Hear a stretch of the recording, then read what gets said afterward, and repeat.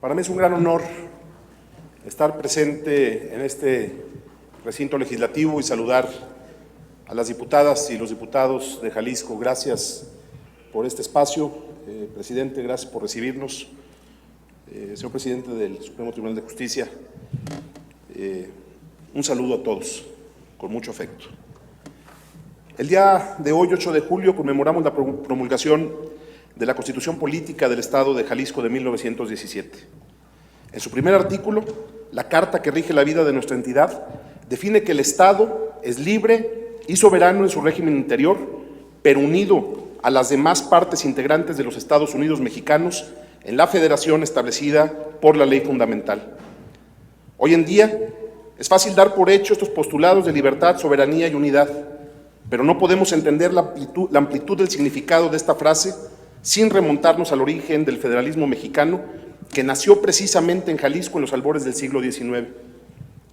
Hoy recordamos también que en el cimiento de nuestra Constitución está el proceso histórico de construcción del federalismo. Casi 100 años antes de 1917, año de promulgación de esta Constitución, a principios del siglo XIX, la difusión de las ideas y del sistema de gobierno federalista hecha desde la provincia jalisciense tuvo como consecuencia que en enero de 1824 se votara el Acta Constitutiva Federal, en cuyo artículo 5 estipulaba que la República habría de ser organizada bajo las bases del federalismo. Para noviembre de ese año, el Congreso de Jalisco decretó su constitución local, que en sus primeros 3 artículos declaraba: primero, el Estado de Jalisco es libre e independiente de los demás Estados Unidos mexicanos y de cualquiera otra nación. Segundo, el Estado retiene su libertad y soberanía en todo lo que toca a su administración y gobierno interior. Tercero, en los negocios relativos a la Federación Mexicana, el Estado delega sus facultades y derechos al Congreso General de todos los estados de la misma confederación. Esos principios sobre los cuales se construyó la nación mexicana, así como su forma de gobierno, permearon hasta el siglo XX, cuando en 1917 la Constitución de Jalisco, que hoy conmemoramos, retomó el espíritu de aquel primer artículo: Jalisco es libre, soberano y parte de una federación. Hoy recordamos a los herederos de aquel legado, el Congreso Constituyente de Jalisco, reunido en julio de 1917, y la promulgación de la Constitución del Estado Libre y Soberano de Jalisco, armonizada con la Constitución Política de los Estados Unidos mexicanos. A partir de entonces, los lazos con la Federación Mexicana quedaron constituidos en el marco de un nuevo pacto que garantiza las libertades ciudadanas y la soberanía nacional. Por eso hoy, entendiendo lo que significa nuestra Constitución política, cobra especial relevancia la propuesta de reforma constitucional que he presentado a este poder público para establecer la obligación del Ejecutivo y del Legislativo de revisar los convenios de coordinación fiscal con la Federación de manera periódica, garantizando que en ellos se protejan los intereses de nuestro Estado y se garanticen los principios que dan sentido al modelo federalista mexicano. No solo se trata de conseguir más recursos para Jalisco, se trata de defender nuestra soberanía y la idea de que la cohesión nacional se construye desde el respeto a los estados que conforman la República. Se trata de buscar un acuerdo justo que privilegie el esfuerzo que cada estado hace para generar desarrollo y prosperidad. Un acuerdo que reconozca el trabajo de cada entidad en lugar de estimular la apatía y la ineficacia. Un acuerdo que verdaderamente contribuya a la superación de la pobreza en lugar de profundizarla. Un acuerdo que defienda el principio de subsidiariedad con los estados más pobres en lugar de estimular la dependencia y las posturas comodinas de subsistir amparados en el trabajo de otros. Un acuerdo justo, solo eso. Esta propuesta no busca romper el pacto fiscal de la nación. Es importante aclararlo. Lo que busca es que los convenios que materializan el pacto se revisen, se discutan y se suscriban en un verdadero acto de voluntad de las partes. Que en ellos se expresen las dinámicas demográficas, los esfuerzos institucionales para atender las responsabilidades públicas, el compromiso de la iniciativa privada para generar empleo e inversión, la eficiencia en el ejercicio del gasto y en las funciones de recaudación, las aportaciones de las economías locales a la producción nacional, entre muchos otros factores.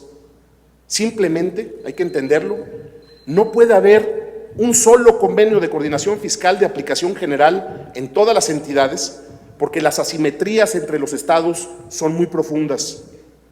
Hay que decirlo también con claridad. Un convenio expresa la voluntad de las partes que lo suscriben, así de claro. Jalisco no puede seguir firmando cheques en blanco con la Federación, porque esta historia de sumisión e irresponsabilidad tiene que acabar ya. Queremos revisar los convenios y llegar a un acuerdo justo, equitativo, responsable. Pero si no lo logramos, por falta de voluntad del gobierno federal, debemos estar listos para asumir las facultades tributarias que la Constitución de la República nos otorga y hacernos cargo de nuestro sistema de recaudación para que lo que se genere en Jalisco se quede en Jalisco. Queremos seguir en el pacto fiscal, pero no a costa de sacrificar nuestros intereses, nuestra dignidad, nuestra soberanía. Desde luego, una reforma de esta profundidad no puede procesarse sin la participación ciudadana. Por eso le he pedido al Congreso, de manera respetuosa, que antes de discutir esta iniciativa, llevemos a cabo una consulta ciudadana profunda, con un ejercicio de información completo que le permita a los jaliscienses ser parte de una decisión decisiva para el futuro de México. En palabras de Luis Aguilar, la sociedad no está dispuesta a aceptar más decisiones unilaterales y verticales de gobierno que no le convencen. Existe, sin embargo, el riesgo de que este ejercicio de consulta se confunda con consultas simuladas que de manera absurda someten a votación el cumplimiento de la ley. El riesgo que existe es que se descalifique un auténtico ejercicio de gobernanza, equiparándolo con las consultas diseñadas para distraer, polarizar y confrontar a los mexicanos. Permítanme exponer 3 argumentos que explican por qué una consulta pública sobre una reforma constitucional de esta profundidad tiene sentido y pertinencia.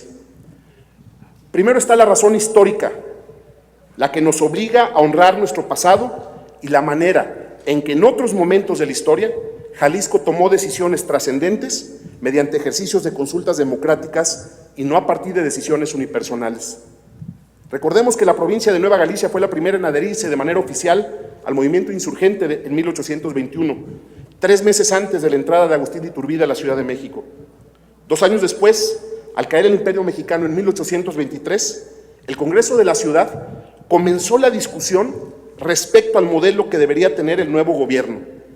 Las opciones eran centralista o federalista. Luis Quintanar, entonces jefe político de la provincia de la Nueva Galicia, envió una proclama en defensa del federalismo a los 132 ayuntamientos que entonces conformaban nuestro estado y les consultó respecto al modelo que consideraban más adecuado para Jalisco. 130 de los ayuntamientos se pronunciaron a favor del federalismo y este documento, acompañado de las actas de cada ayuntamiento, fueron compilados y publicados bajo el título de Voto General de los Pueblos de la Provincia Libre de Jalisco. Aquí está el documento que sin duda representa una página muy importante de la historia de nuestro estado y que sin duda tiene mucho que ver con lo que después fue el proceso de deliberación para la creación de nuestra Constitución. Años después, durante el constituyente de 1842, de nuevo Jalisco alzó la voz en defensa del federalismo, pero lo hicimos con la autoridad moral que significa el contar con un amplio respaldo social que fue soporte de las participaciones destacadas como la de Mariano Otero, que en muchos sentidos marcaron el futuro de México. Ese es el valor histórico de consultar sobre una decisión tan trascendente. El segundo argumento de por qué la consulta tiene que ver con la materia de la misma. No se está planteando una pregunta sobre temas fiscales como algunos han querido hacer ver. La consulta no sería sobre si permanecer o salirnos del convenio fiscal. La consulta sería sobre el contenido de una reforma constitucional para obligar a los poderes públicos de este Estado a realizar una revisión periódica de los convenios de coordinación fiscal, garantizando que en ellos se salvaguarden los intereses de nuestro Estado. Si no fuera posible construir un acuerdo, esta reforma establecería también la obligación de iniciar el camino para la construcción de nuestro propio sistema tributario y dejar el esquema de coordinación vigente. Una vez más lo digo, la consulta sería sobre la iniciativa de reforma constitucional, no sobre la permanencia o no en el pacto fiscal. Tomar esa decisión de quedarnos o dejarlo sería responsabilidad del Congreso como consecuencia en su momento del rumbo que tome la negociación sobre los convenios de coordinación fiscal con la Federación. Y el tercer argumento de por qué la consulta tiene que ver con la congruencia de este proyecto de gobierno. Desde el primer día asumimos el compromiso de hacer del diálogo y la participación herramientas fundamentales para la toma de decisiones. Así quedó plasmado en el Plan Estatal de Desarrollo y Gobernanza, que es el documento rector de las acciones de gobierno en este sexenio.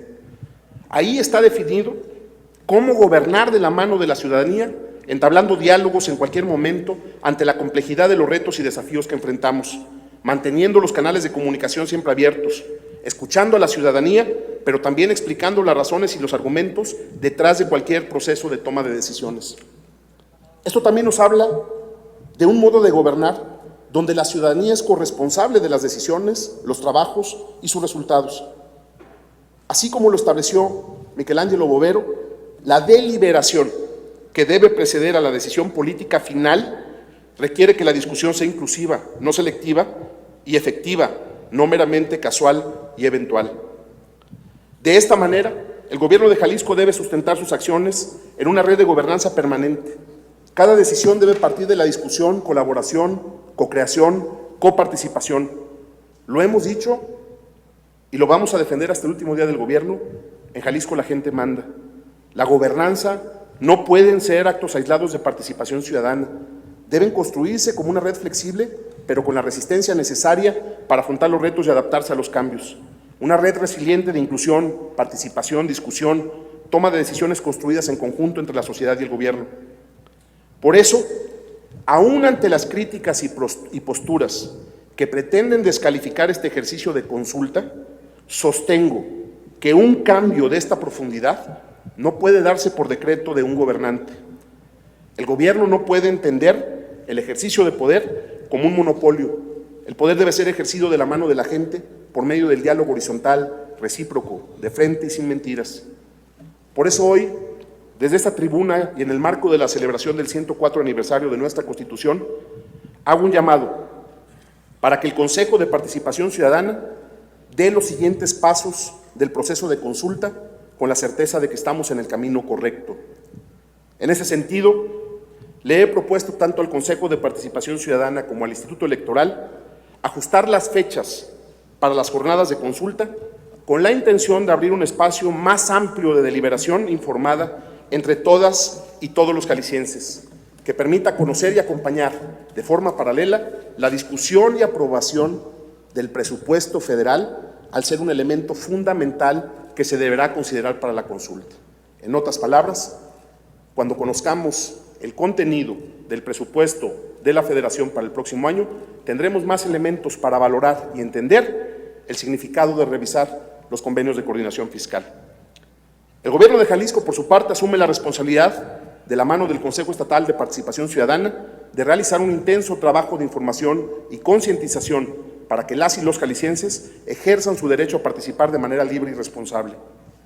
La organización de este ejercicio democrático no debe ser un pretexto para el derroche, por lo que debe garantizarse un ejercicio austero de los recursos a través del uso de tecnologías de la información para bajar los costos de la consulta.